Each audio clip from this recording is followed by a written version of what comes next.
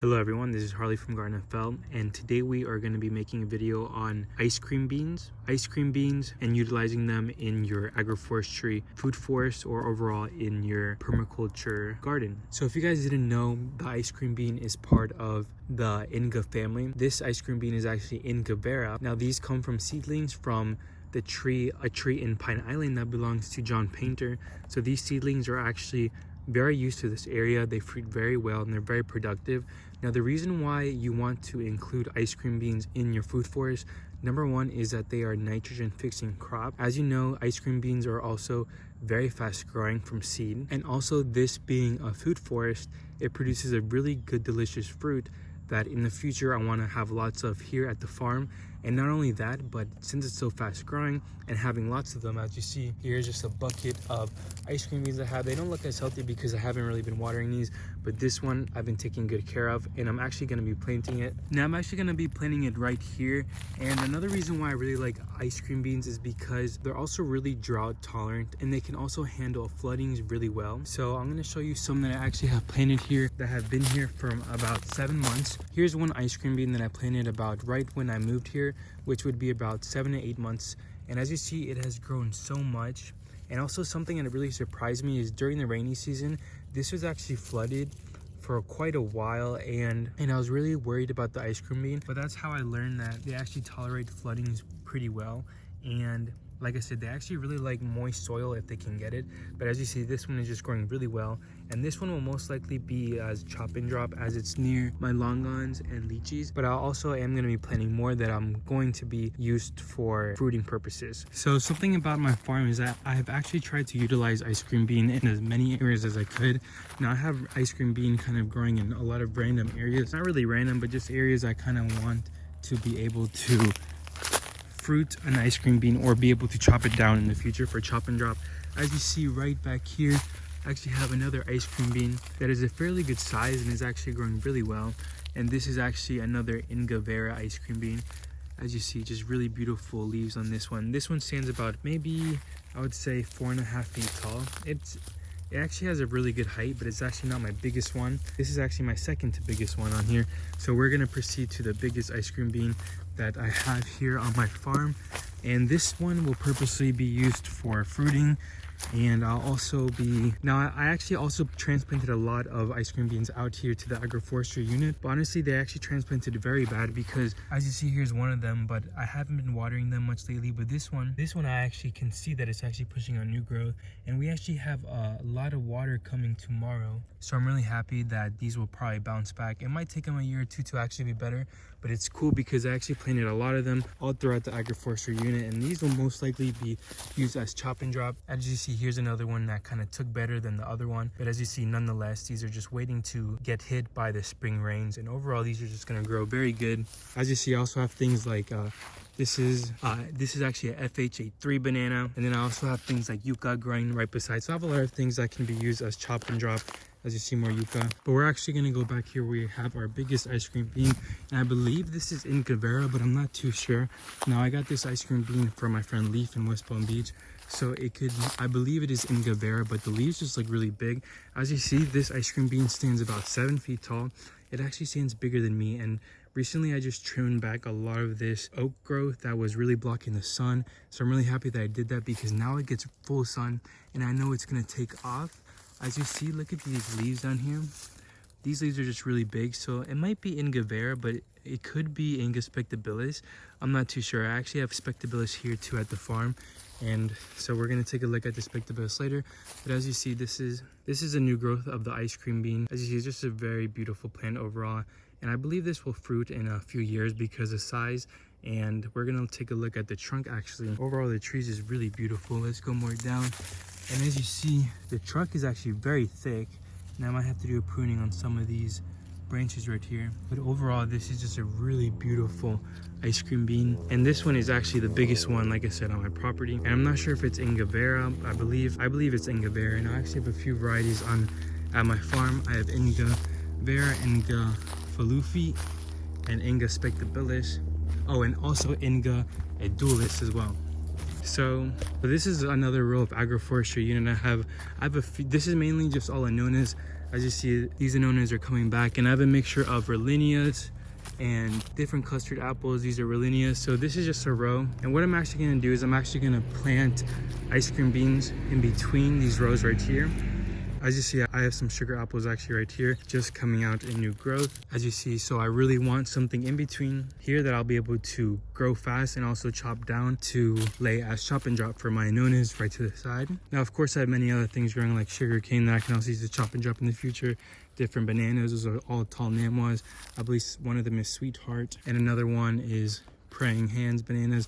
But overall, we're just gonna put ice cream bean here as well. This right here is actually Inga spectabilis, also known as machete ice cream bean, and these I was able to get from Colombia. And as you see, these are just doing really good here. I actually planted these about 2 or 3 days ago, but as you see, they're liking the soil really well. And there's another one that I actually planted over here, and these I plan to grow huge in fruit. As you see, here's another Inga spectabilis or machete ice cream bean, and these I plan also, yeah, like I said, to fruit, and these will grow huge. As you see, it's at the very corner of my lot, so this Inga tree I'll be able to grow very huge, and it'll just kind of tower here, look really nice at the corner. So I'm gonna finish planting that, and then we're gonna check out the Inga edulis in the back of my property.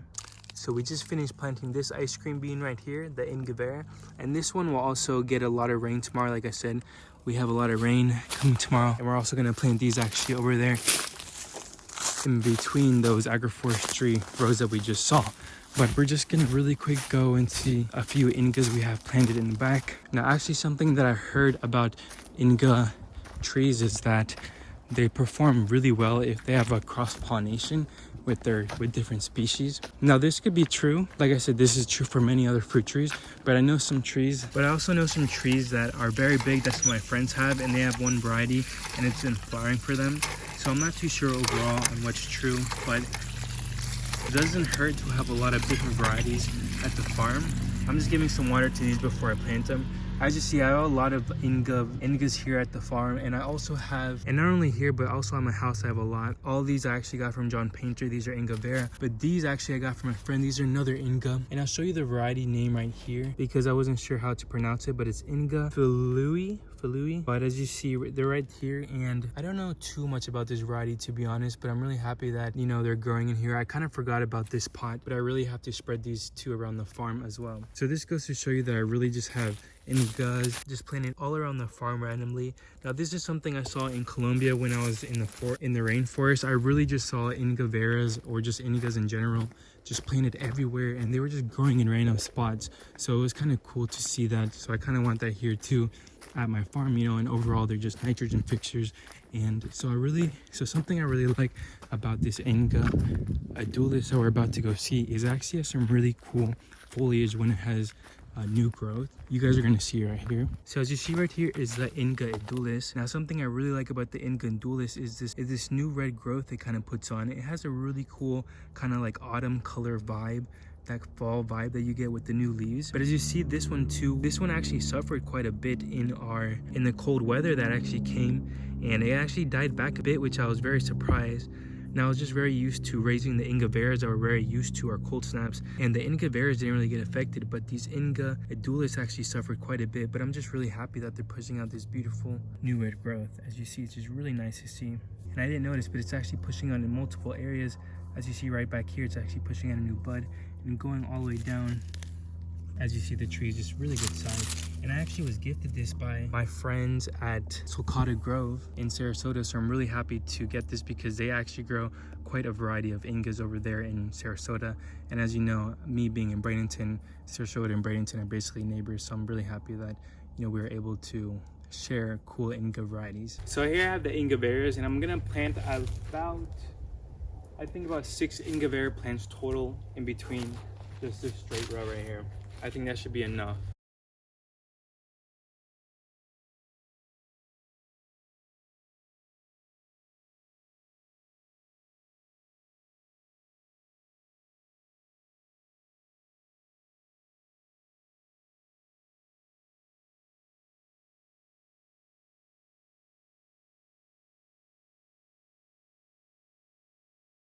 So these are the Inga roots kind of up close. As you see, the reason why I like working with the Inga vera species, or in general just the Ingas, is because the root system is really strong from a young age. As you see, it's not like working with other plants like Anonas at such a young age, you know. Their actually bark is very dense, and the root system as well is always very intense, and also typically, you know, you can work with it very well. So that's why you saw me in the video. I kind of just dumped these out because, like I said, they're very malleable. You can work with them. I don't think they're, you know, I really have no fear of them, of me hurting the roots. Now I'm also very careful with handling them, but also, you know, you can also handle them and, you know, transplant them very well, and also start them in big pots like that, as you saw. So I'm just gonna finish transplanting these out in these holes that I made. Now I actually spaced it about 6 feet apart in each hole, and I'm not too picky about like if it's too centered or whatever, because overall I want this to look like a rainforest, like a forest in Colombia. And, you know, nothing is really perfect, but as long as it looks good and in line, I'll be able to maintain it and keep it pruned, because overall these are going to be used as chop and drop anyways.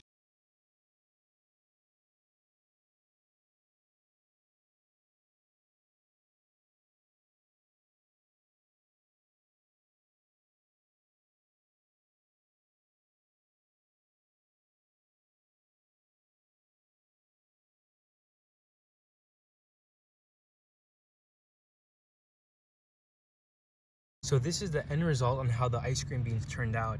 And as you see, I planted about, I'm not sure, I think about 8 ice cream beans. And I actually did have a lot left over. So what I'm going to be doing is just find other places.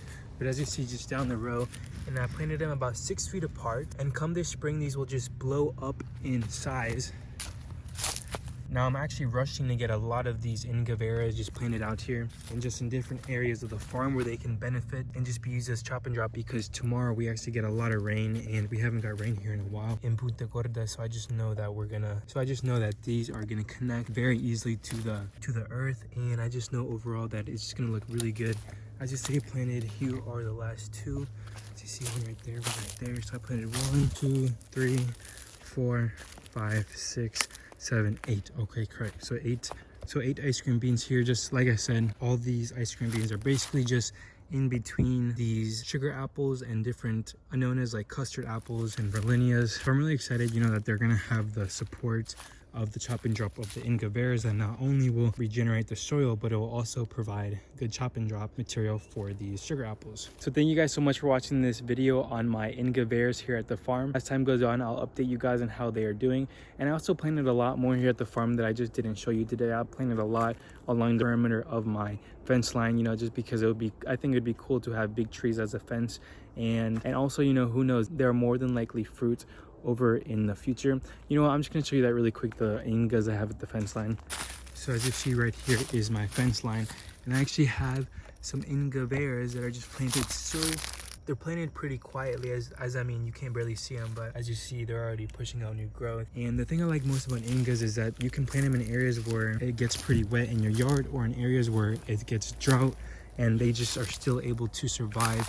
Here, as you see, is another one. Now these I actually planted somewhat more further space, just because I intend for them to be pretty big, and I don't really want to prune them too often. Although look at this one you could tell pushed out new growth recently, and I missed it, but look, it's pretty cool that you could see this one's actually pretty big, significantly bigger. So I really like that. So thank you everyone for watching this update on my Inga vera species, or overall just Inga species overall. Now I really like how you can use them both as a chop and drop, and really they're just overall very versatile plant to use in your agroforestry unit or just in your food forest. So get your hands on some of these Inga vera plants. Now I say Inga vera because that's what grows best, what it seems like here in Punta Gorda, but just research what Ingas grow best in your area and get your hands on some of them. The fruit is really good, ice cream bean too is really good. So I'm just overall really looking forward to this one to produce a good fruit. So thank you guys overall. Hope you have a great day, and go get you an Inga plant. Bye bye now.